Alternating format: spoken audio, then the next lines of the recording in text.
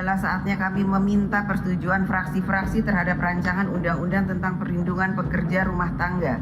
Apakah dapat disetujui untuk disahkan menjadi undang-undang? Setuju. Terima kasih. Sidang Dewan yang terhormat, berikutnya kami menanyakan sekali lagi kepada seluruh anggota, apakah rancangan undang-undang tentang perlindungan pekerja rumah tangga dapat disetujui untuk disahkan menjadi undang-undang? Setuju. Ketokan palu dari Ketua DPR RI Puan Maharani disambut tepuk tangan meriah dari perwakilan pekerja rumah tangga memenuhi ruang rapat paripurna DPR RI. Setelah 22 tahun menanti, akhirnya Undang-Undang Perlindungan Pekerja Rumah Tangga atau UU PPRT resmi disahkan oleh Dewan Perwakilan Rakyat lewat rapat paripurna pada hari Selasa, 21 April 2026. Sehari sebelum disahkan, RUU PPRT sudah disahkan di tingkat 1 dalam rapat pleno Badan Legislasi DPR, disetujui secara bulat oleh 8 fraksi di DPR RI. Ada 12 poin atau ketentuan yang diatur dalam UU PPRT. Beberapa di antaranya yakni perlindungan hukum bagi pekerja rumah, kemudian diatur pula mengenai skema perekrutan, pendidikan dan pelatihan, perlindungan hak dan kewajiban, hingga jaminan sosial kesehatan dan jaminan sosial ketenagakerjaan. Eva Sundari, Ketua Bidang Migran DPP Partai Nasdem menyebut bahwa disahkannya undang-undang ini tak hanya menguntungkan pekerja, namun pemberi kerja. Ini diuntungkan sebetulnya bukan hanya PRT ya Mbak, tetapi juga pemberi kerja ada kepastian, kemudian juga terhindar dari tipuan-tipuan terutama oleh agen ya. Dan ini perlindungannya jadi bukan hanya PRT tetapi juga pemberi kerja. Tapi yang saya ingin tekankan lagi bahwa PRT tidak hanya membutuhkan perlindungan normatif yang minimum ya seperti yang ada di norma-norma RUU ini.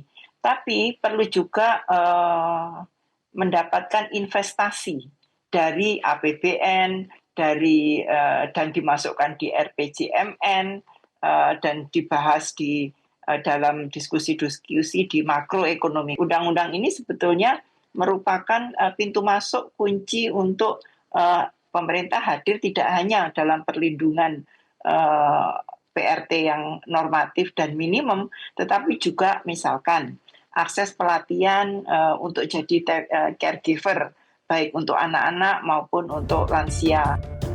Selanjutnya, pemerintah memiliki waktu setahun untuk menyusun aturan turunan, termasuk ketentuan mengenai jaminan kesehatan hingga ketenagakerjaan bagi PRT dan seperti apa pengawasannya. Tim Liputan, Metro TV. Pemirsa, DPR RI bersama dengan pemerintah resmi mengesahkan rancangan Undang-Undang Perlindungan Pekerja Rumah Tangga atau RUU PPRT menjadi undang-undang pada 21 April atau bertepatan dengan peringatan Hari Kartini dan menjelang Hari Buruh 2026. Nah, pengesahan ini menandai berakhirnya perjuangan panjang selama 22 tahun untuk pengakuan dan juga perlindungan pekerja rumah tangga. Nah, berikut data dan faktanya dalam segmen Fact Check. Kita ke grafis yang pertama, pemirsa. RUU PPRT ini pertama kali sebetulnya diusulkan pada tahun 2004 dan disahkan setelah 22 tahun kemudian dilakukannya pembahasan dan maju mundur, ada proses tersendat juga dan akhirnya bisa disahkan pada 21 April 2026 ini.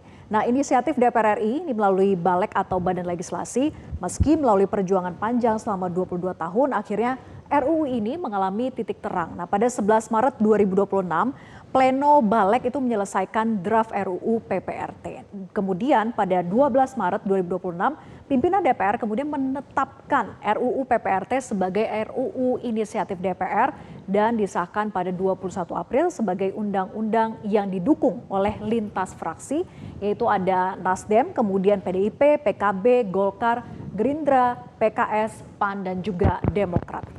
Nah, Nasdem ini sejak awal konsisten untuk memperjuangkan dan aktif mendorong agar RUU PPRT masuk dalam program legislasi nasional atau prolegnas. Nah, legislator dari fraksi Nasdem memuji kesigapan pemerintah dalam proses pembahasan hingga mencapai kesepakatan final. Menurutnya bahwa kolaborasi antara legislatif dan juga eksekutif itu sangat krusial dalam mengakomodasi substansi krusial dalam undang-undang ini. Kita simak pernyataan yang berikut ini. Jadi menurut Wakil Ketua Badan Legislasi Balik DPR RI Martin Manurung bahwa fraksi Nasdem sebagai salah satu pengusul RUU ini menyampaikan terima kasih kepada pemerintah termasuk karena telah menyetujui beberapa materi usulan pasal yang terkait dengan pengaturan jaminan sosial, hak cuti, standar gaji, alternatif penyelesaian sengketa dan juga mekanisme perekrutan PRT yang adil. Nah, lalu apa saja hak pekerja rumah tangga yang diatur dalam Undang-Undang PRT ini? Kita ke grafis yang berikutnya.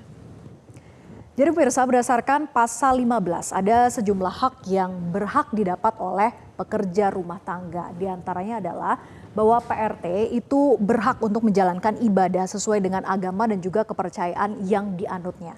Kemudian bekerja tentunya dengan waktu kerja yang manusiawi dengan mendapatkan waktu istirahat juga dan mendapatkan cuti sesuai dengan perjanjian kerja.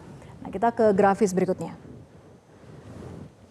Hak berikutnya yaitu berhak untuk mendapatkan upah dan juga tunjangan hari raya keagamaan berupa uang.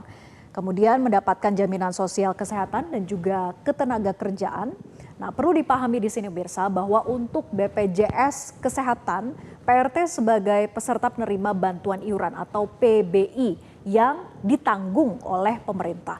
Dan untuk BPJS Ketenagakerjaan yang ditanggung oleh si pemberi kerja. Dan berikutnya adalah PRT itu berhak untuk mendapatkan makanan sehat dan juga akomodasi yang layak bagi pekerja rumah tangga penuh waktu. Nah, salah satu poin krusial dalam undang-undang ini adalah pengaturan ketat terhadap perusahaan penempatan PRT atau P3RT. Berdasarkan pasal 28 terdapat beberapa larangan mendasar yang tidak boleh dilanggar oleh penyalur yang wajib berbadan hukum. Kita ke grafis berikutnya. Jadi pemirsa, terkait dengan pelindungan upah atau P3RT dilarang keras untuk memotong upah atau memungut biaya dalam bentuk dan dengan alasan apapun kepada calon pekerja rumah tangga dan pekerja rumah tangga. Nah, terkait hak komunikasi dan juga dokumen, bahwa penyalur ini dilarang untuk menahan dokumen pribadi asli milik pekerja serta dilarang untuk menghalangi akses komunikasi mereka. Kemudian terkait dengan larangan eksploitasi, penyalur itu dilarang untuk menempatkan pekerja rumah tangga pada badan usaha atau lembaga lain yang bukan pemberi kerja perseorangan, serta dilarang untuk memaksa pekerja untuk terus terikat perjanjian penempatan setelah kontrak itu berakhir. Nah, lalu apakah ada sanksinya bagi penyalur? Ada pemirsa. Jadi perusahaan penyalur yang melanggar ketentuan ini maka akan menghadapi sanksi administratif secara bertahap. Jadi mulai dari teguran begitu ya sampai dengan peringatan tertulis, pembekuan kegiatan usaha hingga pencabutan izin usahanya. Nah, lalu bagaimana mekanisme pelaporan dan juga pengawasannya? Kita lihat ke grafis yang berikutnya. Jadi pekerja rumah tangga itu dapat melapor jika mendapatkan kekerasan, kemudian upah yang tidak dibayarkan atau ada pelanggaran kontrak yang telah disepakati begitu ya kemudian dilanggar. Nah, untuk pembinaan dan juga pengawasan penyelenggaraan PRT itu dilakukan oleh pemerintah pusat dan juga pemerintah daerah dengan melibatkan RT dan RW dalam rangka pencegahan kekerasan terhadap pekerja rumah tangga. Nah, pemirsa, penantian panjang selama 22 tahun berakhir di hadapan 314 anggota dewan yang hadir. Regulasi ini tentu bukan sekedar lembaran hukum baru, melainkan bentuk pengakuan negara terhadap martabat dan juga hak pekerja domestik, pekerja rumah tangga. Undang-undang PPRT ini menjadi tonggak penting mengakui bahwa pekerja rumah tangga itu sebagai pekerja formal memberikan perlindungan hukum dan juga menyeimbangkan hak dan juga kewajiban PRT serta pemberi kerja. Terkait dengan peraturan pelaksanaan paling lambat ini ditetapkan 1 tahun sejak Undang-Undang PPRT ini berlaku. Jadi masa transisi ini untuk mempersiapkan peraturan turunan dan juga sosialisasi secara masif agar undang-undang itu dapat diterapkan secara optimal. Jelajahi cara baru mendapatkan informasi. Download Metro TV Extend sekarang.